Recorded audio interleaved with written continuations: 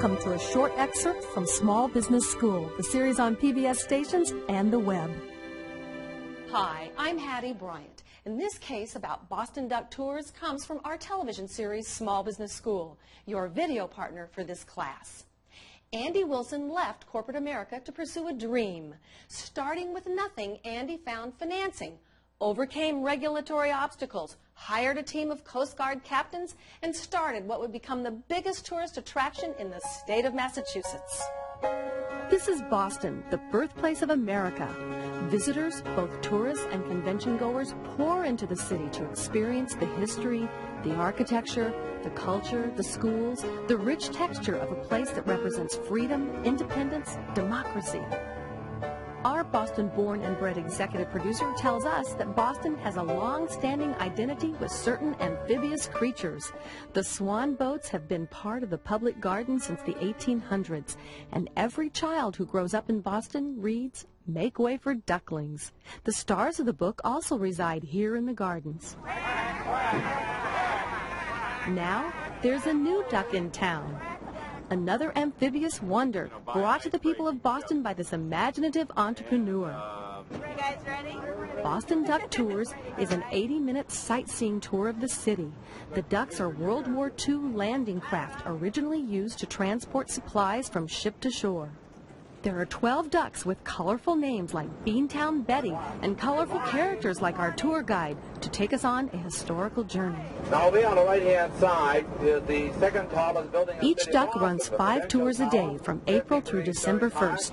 This year, about 300,000 enjoyed the ride, grossing the business $4.4 million.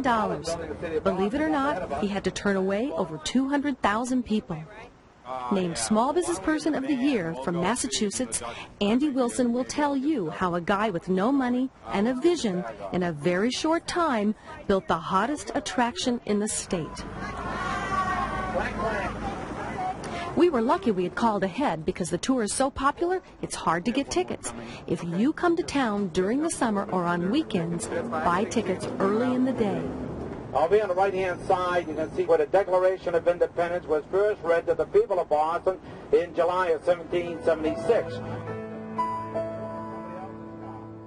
Well, I was, in a suit and tie working in corporate America and was in the backroom office of investment banking doing all accounting for commingled investments and making a lot of money for the company. And I just woke up one day after working 7 years and I said, something's wrong here. This isn't what life is all about.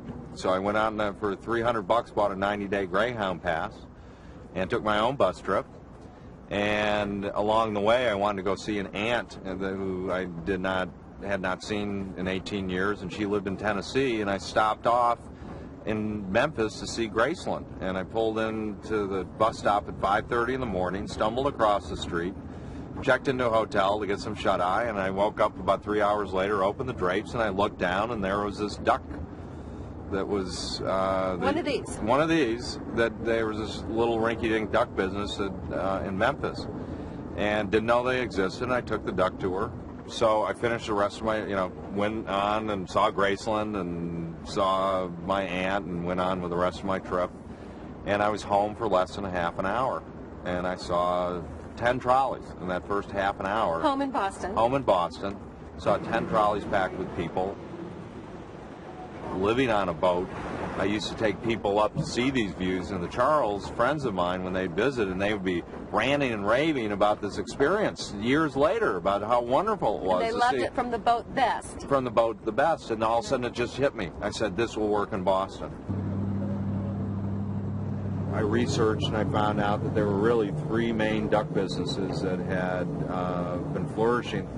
And I toured the 3 of them, and it became very clear and evident to me that the guy in Branson, Missouri, Bob McDowell, had clearly taken this business to the highest state of being that anybody else had in terms of tour execution of the tour, but more importantly, the equipment.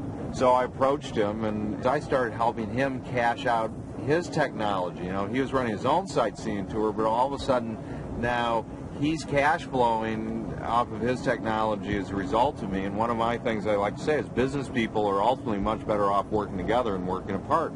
So I convinced him to work with me. First time he'd ever done that. So not only was it good for me, but it was good for him, and our success has helped improve his success both financially and making the duck tour concept potentially successful anywhere in the world. No, I just got a call from Waterfront Wanda. They have an electrical problem down at the ramp, so they need our duck. It's this wire. See how the nothing we can do with it. See how that just split right off? Running a successful business often means you have to run it hands-on, as we found out before boarding one of the ducks. I thought at some point it would get easy. I think that's what surprised me. It hasn't gotten any easier. Now, I thought at some point it would be up and running. You know, we have our customers. We're profitable. I have a stable staff. I have, you know, but every day there's a new problem. As I like to say, business is not a state of perpetual motion. You just don't sit back and say, okay, it runs on its own. We take surveys now and we find out where they're coming from. Are they coming to Boston specifically to take us? And now that we have all this information, and then, you know, coming up with scientific ways or whatever to quantify the economic impact, because I figured that the economic impact at the Prudential Center had $20 million of economic impact by us being there. Is if you look at the whole economic impact that we have and the way we structure our business, has probably got to be 2 to 3 times as much of all the incidental spending of all these people are coming into Boston to take in this attraction. We're the #1 attraction in the state. Hey, comic. Black. Really good smile here. Thank you. I'm the Regional Administrator for the U.S. Small Business Administration. Duck Tours is a great American success story. Entrepreneurs have a unique heart and a unique drive, and Andy Wilson has that personified. When he finished his remarks at the awards banquet for the Small Business Person of the Year, you could have heard a pin drop. I mean, I think his last line was, "God bless America. You couldn't do this, what I've done, anywhere else in the world." You're perceived by the outsider as extraordinarily successful, which means you must be rolling in dough. Well, I'm not.